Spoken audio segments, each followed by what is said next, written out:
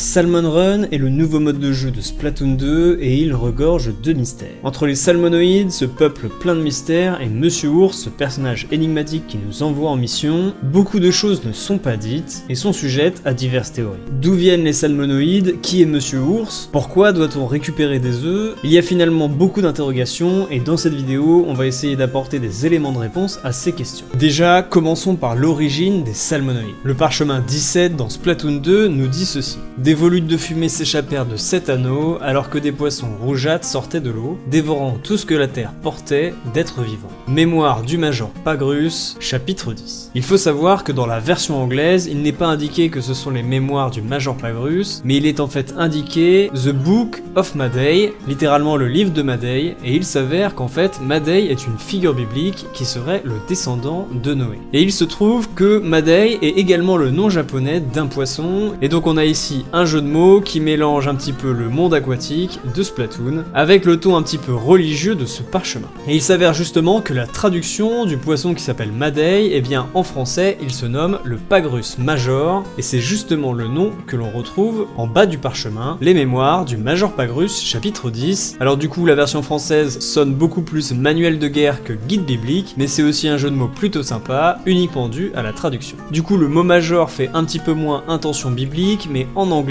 ce parchemin sonne quand même très religieux et représente des salmonoïdes qui sortent de l'eau, et il semblerait justement que ces 7 anneaux soient une référence biblique aux 7 sceaux de l'Apocalypse, et les deux personnages au premier plan sont probablement une référence à Adam et Ève chassés de l'Éden sur une fresque de Masaccio. On avait d'ailleurs d'autres références à Adam et Ève dans les parchemins de Splatoon 1. Bref, ici, cette intention biblique nous montre les salmonoïdes comme le danger de l'Apocalypse, et les deux personnages qui sont en fait du coup les Inklings qui quittent leur paradis. C'est du coup un parchemin très mystérieux qui a l'air de nous présenter les origines des salmonoïdes comme une arrivée divine qui n'a pas plus d'explication qu'une volonté de fin du monde par une puissance supérieure. Ceci dit, les récits religieux historiquement, ils cherchent à donner des réponses à des questions qui n'ont pas encore été trouvées. Il est possible donc que la véritable explication soit seulement l'évolution, cette même évolution qui a fait sortir les Inklings et les Octariens de l'eau. Concernant les Octariens d'ailleurs, on sait qu'il y a eu une alliance entre les Octariens et les salmonoïdes. Ça nous est annoncé dans le manuel du jeu sur le mode Salmon Run. Il est indiqué que les salmonoïdes ont acquis la technologie permettant de fabriquer des jets d'encre lors d'échanges avec les Octariens. Effectivement, les geysers de la chasse au Dorax ressemblent à ceux que l'on peut trouver dans le mode solo, dans les mondes octariens, et une alliance entre les deux peuples qui nous sont présentés comme les ennemis est bien curieux. En effet, on sait que les Octariens sont férus de science et sûrement de biologie, on pourrait imaginer que les salmonoïdes soient une création des Octariens, mais c'est plutôt en contradiction avec le parchemin 18 du jeu qui montre des images de saumon au Moyen-Âge, et même aussi finalement avec le parchemin 17 dont je parlais tout à l'heure, et qui donne l'impression d'être encore plus vieux. Ce qu'ils appellent le Moyen-Âge du parchemin 18 n'est pas notre Moyen-Âge à nous, mais bien le Moyen-Âge des Inklings à une époque ancienne qui se situe entre la montée des eaux et les événements du jeu. Ce même parchemin parle de la migration des saumons qui n'a lieu que tous les 70 ans, ce qui donne une explication à pourquoi ce mode de jeu n'était pas disponible dans le premier opus du jeu, car les 70 ans ne s'étaient pas encore écoulés. Mais ça veut aussi dire que pour rester crédible, il faudrait que Salmon Run ne soit pas disponible dans un Splatoon 3 si celui-ci se déroule également quelques années après l'épisode 2. À propos des Octariens, il y a une autre chose qui reste très étrange, c'est que les œufs oranges que l'on récolte dans Salmon Run sont les mêmes que ceux du mode histoire que l'on récupère chez les Octariens. Pourquoi c'est le cas? Eh bien, on peut peut-être trouver une explication à ça en imaginant que les Octariens, eux aussi, partent parfois à la pêche au saumon afin de ramasser des œufs. Dans le mode histoire, le fait d'en ramasser tout au long de l'aventure nous permet de les échanger pour débloquer et améliorer des armes, et c'est peut-être du coup une matière première qui permet aux Inklings comme aux Octariens de se développer technologiquement, notamment dans le milieu de l'armement. On a les poissons-charges pour l'électricité et les œufs pour l'innovation technologique, en tout cas c'est une théorie possible.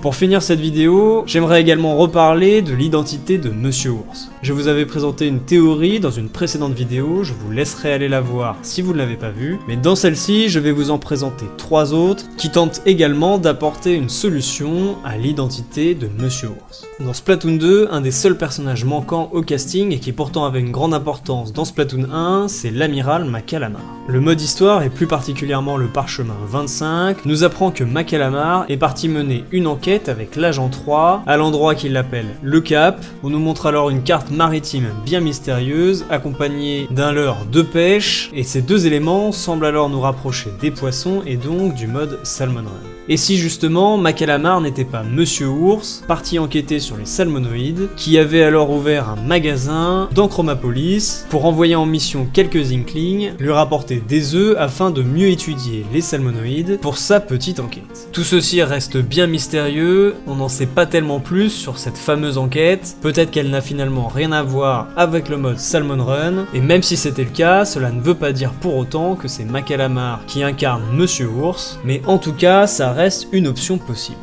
La deuxième théorie dont j'aimerais vous parler, c'est finalement une théorie qui affirme que Monsieur Ours serait en fait un octarien. Comme on a pu le voir, les octariens utilisent eux aussi des œufs de poisson, il y en a un peu partout dans le mode histoire, probablement du coup que les octariens se fournissent quelque part pour s'en procurer, et si justement ils n'utilisaient pas les Inklings pour faire le travail à leur place, et Monsieur Ours serait en fait un octarien caché dans le monde des Inklings, qui recruterait ainsi donc régulièrement pour pouvoir remplir ses poches de poissons et les ramener alors dans le monde des octariens. Effectivement, on a vu jusque-là qu'il y avait un lien entre les octariens et les salmonoïdes. C'est également du coup une solution envisageable d'imaginer que Monsieur Ours finalement serait un octarien.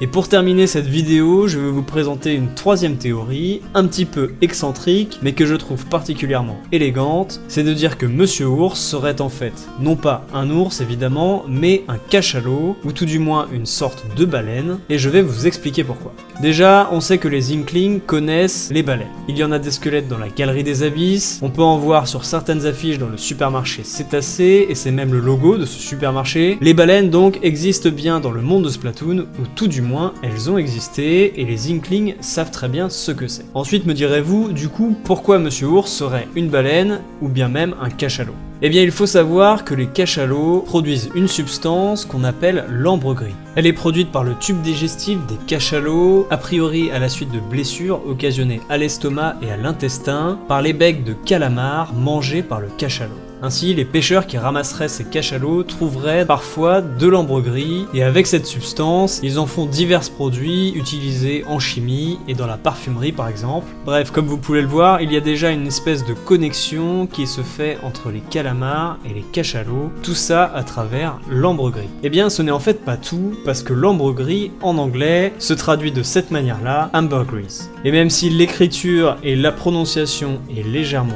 différente, on peut y voir se dessiner un espèce de message caché dans ce mot, le message étant I am Bear Grylls, qui veut dire littéralement je suis Monsieur Ours. On passe ainsi donc du cachalot à l'ambre gris, puis ensuite à la phrase cachée I am Bear Grylls, qui nous dit littéralement je suis Monsieur Ours. Je trouve cette théorie particulièrement intéressante et particulièrement innovante. Est-ce un pur hasard de langage ou bien une véritable volonté des développeurs de Nintendo? Peut-être le saura-t-on jamais. En tout cas, l'identité de Monsieur Ours est pour l'instant inconnue. On peut espérer en apprendre un peu plus dans une prochaine mise à jour ou bien même dans un prochain opus de Splatoon. Il en va de même pour l'histoire des salmonoïdes. Pour l'instant, on est toujours dans le flou. J'espère en tout cas que cette vidéo vous aura donné quelques clés d'information et qu'elle vous aura intéressé. Si c'est le cas, n'hésitez pas à le faire savoir par un like, un commentaire et un partage. C'était Evil Squid, je vous dis à bientôt dans une prochaine vidéo. Allez, salut!